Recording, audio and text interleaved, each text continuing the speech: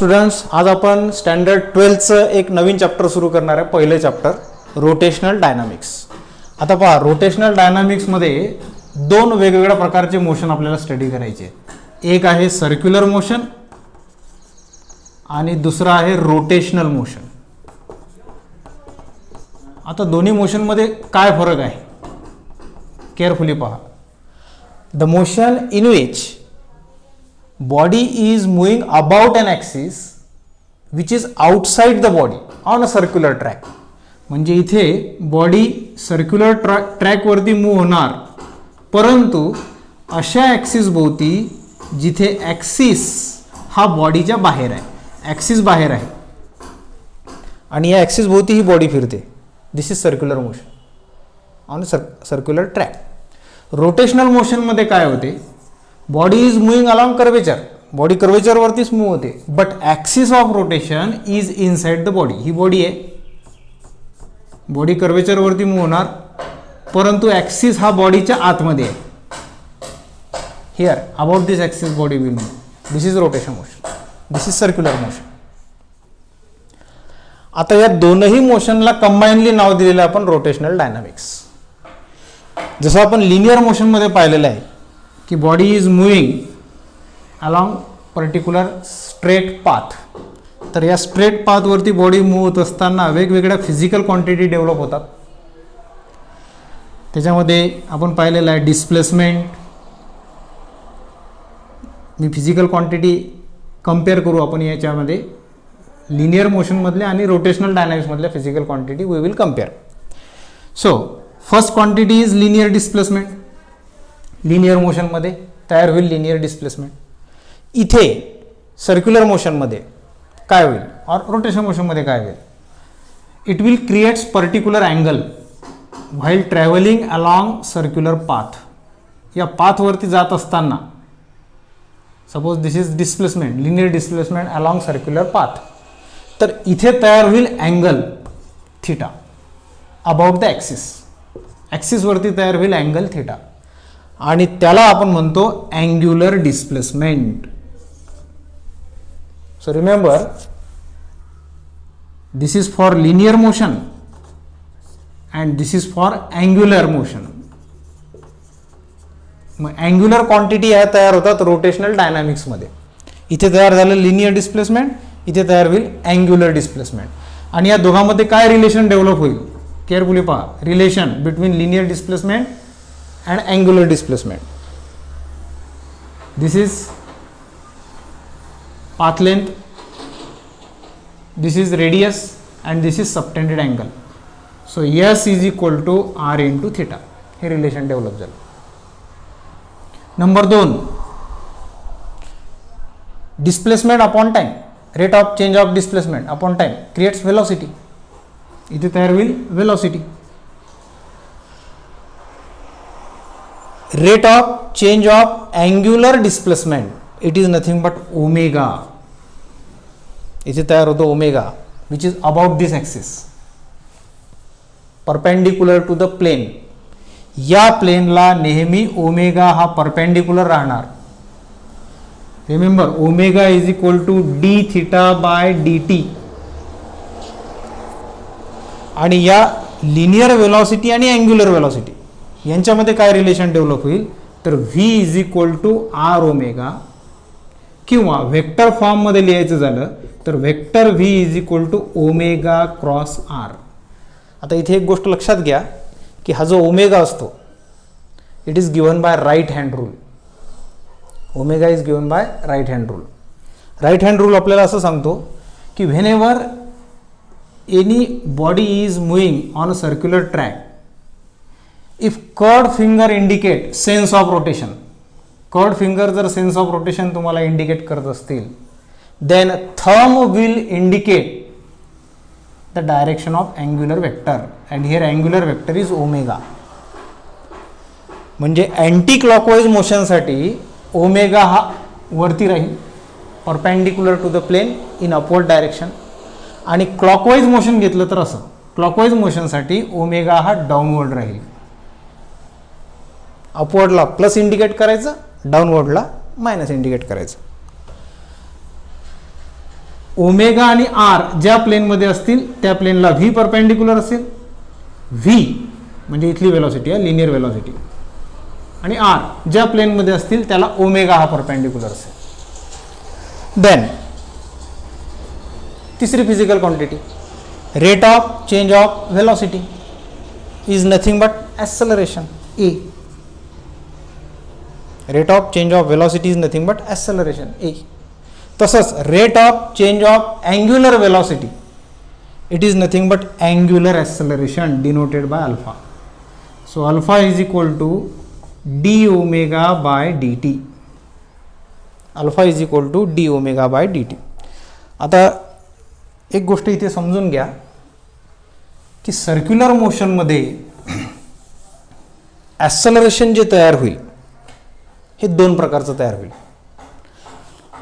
Carefully पहा. Suppose this is circular motion, object circular motion करते आहे.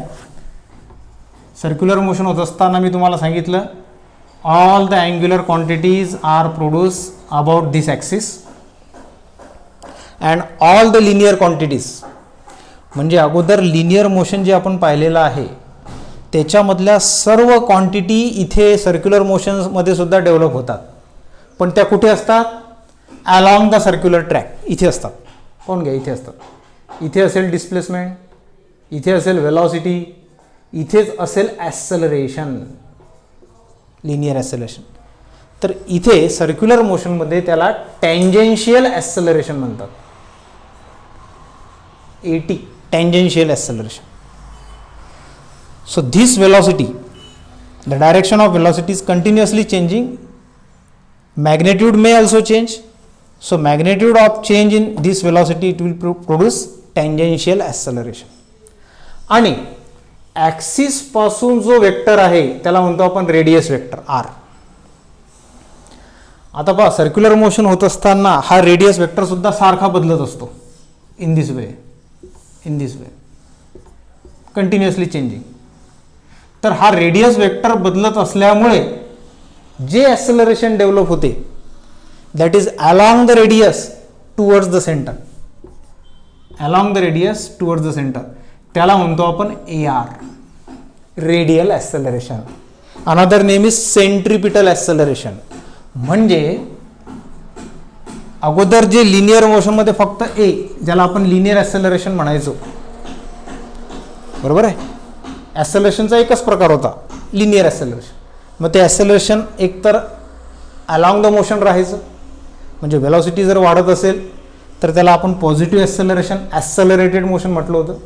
आणि वेलॉसिटी जर डिक्रीज होत जात असेल तर त्याला आपण निगेटिव्ह ॲक्सेलरेशन, रिटार्डेशन म्हटलं होतं. पण ॲक्सेलरेशन एकाच प्रकारचं होतं, along the motion. Either it is towards the direction of velocity or opposite to the direction of velocity. इथे मात्र ॲक्सेलरेशनचे दोन प्रकार तयार होतात सर्क्युलर मोशनमध्ये. एक आहे म्हणजे रोटेशनल डायनामिक्समध्ये, एक आहे radial acceleration which is acting along the radius towards the centre, आणि दुसरा आहे AT, tangential acceleration which is acting along the tangent of this circular plane. म्हणजे जिथे लिनियर वेलॉसिटी आहे तिथे AT तयार होईल, जिथे अँग्युलर वेलॉसिटी आहे, बरोबर आहे, तिथे अँग्युलर ॲक्सेलरेशन अल्फा डेव्हलप होईल. आणि याच्या व्यतिरिक्त अलॉंग द रेडियस जे ॲक्सेलरेशन डेव्हलप होईल ते असेल रेडियल ॲक्सेलरेशन, AR, ज्याला म्हणतो आपण सेंट्रिपिटल ॲक्सेलरेशन. मग जर तुम्हाला इथे total acceleration, magnitude of total acceleration find out करायचं असेल तर याला असं लिहिता येईल square root of, because vector A is equal to vector AR plus vector AT. पुस्तकामध्ये स्टँडर्ड 12च्या बुकमध्ये हे रिलेशन दिलेलं नाही, त्याच्यामुळे हे व्यवस्थित समजून घ्या. Vector A is equal to vector AR plus vector AT, या दोन ॲक्सेलरेशनची बेरीज टोटल ॲक्सेलरेशन. जर त्याचं मॅग्नेट्यूड तुम्हाला फाइंड आउट करायचं असेल तर हे वेक्टर फॉर्ममध्ये लिहिलं मी. स्केलर फॉर्ममध्ये काय होईल? AR square plus AT square, AR square plus AT square. AR लक्षात घ्या, AR रेडियल ॲक्सेलरेशन हे असते R omega square. Remember this, radial acceleration, it is r omega square, and tangential acceleration at, it is r into alpha. अतिशय महत्त्वाचे दोन relation आहे. Alpha म्हणजे angular acceleration, जे इथे ॲक्सिस वरती तयार होते, त्याचा संबंध फक्त ओमेगाशी आहे. लक्षात घ्या, त्याचा संबंध ओमेगाशी आहे. पण जे ॲक्सेलरेशन इथे तयार होते त्याचा संबंध हा रेडियल ॲक्सेलरेशनशी आहे आणि टँजेन्शियल ॲक्सेलरेशन दोघांशी आहे. म्हणजे इथे जे तयार होईल अल्फा, आता केअरफुली पहा, अल्फा अलॉंग द ॲक्सिस असणार, जिथे ओमेगा आहे त्या ॲक्सिसवरती अल्फा असेल. पण नेहमी असं नाही होत की ज्या डायरेक्शनला ओमेगा आहे त्याच डायरेक्शनला अल्फा असेल, असं नेहमी नसते. हा अल्फा चेंजसुद्धा होऊ शकतो. जर अल्फा चेंज झाला तर अल्फा चेंज याचा अर्थ तो सर्क्युलर प्लेनसुद्धा चेंज करून टाकतो. If there is change in alpha, it can create changes in the plane of motion. हे मी अल्फाबद्दल सांगितलं. आता ए बद्दल, लिनियर ॲक्सेलरेशन, याच्यामध्ये दोन प्रकार पडले, radial acceleration, tangential acceleration. Radial acceleration r omega square, याला म्हणतो आपण centripetal acceleration, formula r omega square. आणि दुसरं जे टँजंटवरती ॲक्ट होते सर्क्युलर मोशनच्या, ते टँजेन्शियल ॲक्सेलरेशन, ते असते आर अल्फा. आणि या दोघांचं कंबाईन म्हणजे complete acceleration, mod of vector a is equal to AT square plus AR square किंवा AR square plus AT square, म्हणजे r omega square square plus r alpha square. हे झालं तुमचं कम्प्लीट ॲक्सेलरेशन. बरोबर आहे. आता दोन प्रकारचे ॲक्सेलरेशन तयार होतात इथे, AR आणि AT. मग त्याच्यामुळे कोणत्याही सर्क्युलर मोशनमध्ये फोर्सेससुद्धा, जे अगोदर आपण घ्यायचो linear motion, we know that linear motion is cause by f, force, applied force, mechanical force ज्याला म्हणतो आपण. तर अँग्युलर मोशनमध्ये फोर्सच्या ऐवजी टॉर्क ही क्वांटिटी आपण घेत असतो, टो. आणि टॉर्कचं फोर्ससोबत जे रिलेशन आहे ते आहे आर इंटू अल्फा. आर म्हणजे distance from the axis of rotation, r into f. पण इथे एफ जो डेव्हलप होतो सर्क्युलर मोशनमध्ये, हा जो फोर्स डेव्हलप होणार हा दोन प्रकारचा असणार. तो आपण डिस्कस करू. One is centripetal force and other is centrifugal force. Centripetal and centrifugal महत्त्वाचं आहे, थोडं केअरफुली पहा. Centripetal force and centrifugal force. समजा हे सर्क्युलर मोशन आहे. आता आपल्याला माहिती आहे की सर्क्युलर मोशन होत असताना सर्व लिनियर क्वांटिटी इथे डेव्हलप होतील, क्वांटिटी इथे ट्रॅकवरती डेव्हलप होतील, अँग्युलर क्वांटिटी या ॲक्सिसवरती डेव्हलप होतील. म्हणजे इथे linear displacement, linear velocity, linear acceleration, ज्याला आपण टँजेन्शियल ॲक्सेलरेशन म्हणतो, AT, इथे डेव्हलप होईल इन दिस वे. इथे angular displacement, angular velocity, alpha इथे डेव्हलप होईल. मग आता ज्या वेळेला सर्क्युलर मोशन सुरू आहे त्यावेळेला AR जो आहे, AR म्हणजे काय, रेडियल ॲक्सेलरेशन. यालाच दुसरं नाव दिलेलं आहे आपण centripetal acceleration. And remember this is cause of motion. Circular motion होण्यामागचं कारण सेंट्रीपिटल ॲक्सेलरेशन आहे. तर सेंट्रीपिटल ॲक्सेलरेशन असं ॲक्ट होईल along the radius towards the centre, along the radius towards the center. And remember, this centripetal force, it is nothing but centripetal acceleration, it will create a particular force. हे जे centripetal acceleration आहे, आपल्याला माहिती आहे की ॲक्सेलरेशनला m ने multiply केलं की आपल्याला फोर्स मिळतो. Acceleration multiplied by m, we get force. तसं इथे रेडियल ॲक्सेलरेशन AR, या ARला तुम्ही m ने मल्टिप्लाय करा. म्हणजे ॲक्च्युली m याचा फॉर्म्युला मी तुम्हाला सांगितला होता r omega square. Negative sign घेऊन टाकायची, म्हणजे हे minus m r omega square. This will indicate us centripetal acceleration, sorry centripetal force. मासने मल्टिप्लाय केलं, ॲक्सलरेशनला मासने मल्टिप्लाय केलं, तयार झाला centripetal force.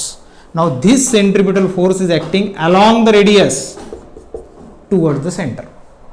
So we get formula F is equal to minus mr omega square. Very important formula, centripetal force. तर हा centripetal force जो आहे, it is a cause of motion, and remember centripetal force is sum of all real forces acting on the body. या बॉडीवरती जेवढे काही real forces आहेत त्या सगळ्यांची बेरीज केली म्हणजे तुम्हाला सेंट्रिपिटल फोर्स मिळतो. Centripetal force is not a type of force. हा फोर्सचा एक टाईप नाही. It is a particular kind produce in the situation where body is moving along circular track. सर्क्युलर ट्रॅकवरती बॉडी मूव्ह होत असताना सर्व रिअल फोर्सेसची बेरीज जी आहे त्यालाच आपण म्हणणार centripetal force. So centripetal force is summation of all real forces. आता असं होत असताना ॲक्सेलरेटेड फ्रेम इज प्रोड्यूस हिअर. थोडंसं हे समजून घेण्याकरता आपण मेरी गो राऊंडचं एक्झाम्पल घेऊ. समजा हे मेरी गो राऊंड आहे आणि तुम्ही एका कंपार्टमेंटमध्ये बसलेले आहे. ज्या वेळेला हे व्हील फिरायला लागते, you can observe this compartment are thrown away. फिरत असताना प्रत्येक सिच्युएशनला, प्रत्येक पॉईंटला हे जे कंपार्टमेंट असे बाहेर फेकल्या जातात. म्हणजे इथे एक नवीन फोर्स डेव्हलप होतो आणि त्या फोर्सेसचं कारण आहे ॲक्सेलरेटिंग फ्रेम ऑफ रेफरन्स. कारण या सर्क्युलर मोशनमध्ये ॲक्सेलरेशन डेव्हलप झालेलं आहे आणि जेव्हा जेव्हा ॲक्सेलरेशन डेव्हलप होईल, बरोबर आहे, ते ॲक्सेलरेशन फोर्स जनरेट करेल. तुम्ही जर या मेरी गो राऊंडमध्ये या कंपार्टमेंटमध्ये समजा बसलेले आहात आणि तुम्ही डोळे बंद केले, डोळे बंद करून तुम्हाला जाणवेल की आपण रेस्ट पोझिशनला बसलेलो आहे. तुम्हाला असं जाणवणार नाही की आपलं सर्क्युलर मोशन सुरू आहे, बरोबर आहे. पण डोळे उघडल्यानंतर तुम्हाला हे समजते की आपलं सर्क्युलर मोशन चालू आहे आणि आपल्याला बाहेरच्या बाजूला सुद्धा एक फोर्स ॲक्ट होतोय. म्हणजे जो रिअल फोर्स आहे सेंट्रिपिटल फोर्स, याच्या अपोजिट डायरेक्शनला दुसरा एक फोर्स ॲक्ट होत असतो and that is centrifugal force. तो जो फोर्स आहे तो आहे सेंट्रिफ्युगल फोर्स. हा फोर्स ॲक्सेलरेटेड फ्रेम ऑफ रेफरन्स मुळे तयार होतो. म्हणजेच नॉन इनर्शियल फ्रेम ऑफ रेफरन्समुळे तयार होतो. इथे जे ॲक्सेलरेशन डेव्हलप झालेलं आहे त्या ॲक्सेलरेशनमुळे बाहेरच्या डायरेक्शनला along the radius away from centre जो फोर्स डेव्हलप होईल that is centrifugal force. Actually हा फोर्स सुडो फोर्स आहे. म्हणजे असा फोर्स जो ॲक्सेलरेटेड फ्रेम ऑफ रेफरन्समुळे तयार झालेला आहे तो रिअल नाही, परंतु तो इमॅजिनरी सुद्धा नाही. बऱ्याच वेळेला इथे कन्फ्युजन होते, सुडो फोर्स म्हणजे इमॅजिनरी आहे. Pseudo force is not imaginary. We can measure it. आपण त्याला मोजू शकतो. फक्त तो तयार का झाला तर ॲक्सेलरेटेड फ्रेममुळे तो तयार झाला. या फ्रेममुळे तयार झाला, ॲक्सेलरेटेड फ्रेममुळे तयार झाला, म्हणून त्याला आपण सुडो फोर्स म्हणायचं. या समजा या मेरी गो राऊंडचा ज्या वेळेला स्पीड कमी असेल, स्पीड वाढत चालला, व्हेरिएबल स्पीड आहे, व्हेरिएबल वेलॉसिटी आहे, तर लक्षात घ्या सेंट्रिफ्युगल फोर्स हा जास्त असेल. And only in that condition where the motion becomes UCM, uniform circular motion. Very important condition, UCM, uniform circular motion. The circular motion in which the speed of body remains constant.